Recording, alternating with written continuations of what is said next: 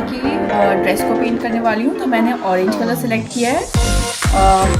और ये आप कंप्लीट देख सकते हैं, मैंने ये वाला यूज़ कर लिया।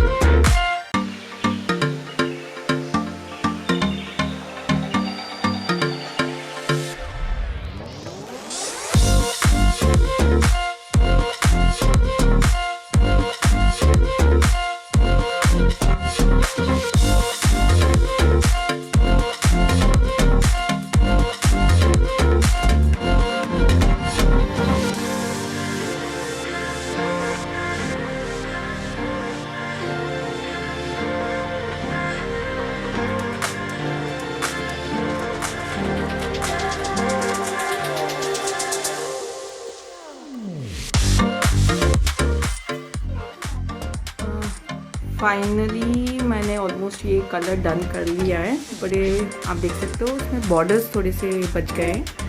सो मैं अभी रोलर हटा कर नॉर्मल वाला ब्रश लेकर, थोड़ा सा थिन रहेगा, उससे मैं सिर्फ बॉर्डर्स करूँगी एंड देन बुद्धा जी को कंप्लीट करूँगी लास्ट में। So it's Asian paints royal shine X104 colour है।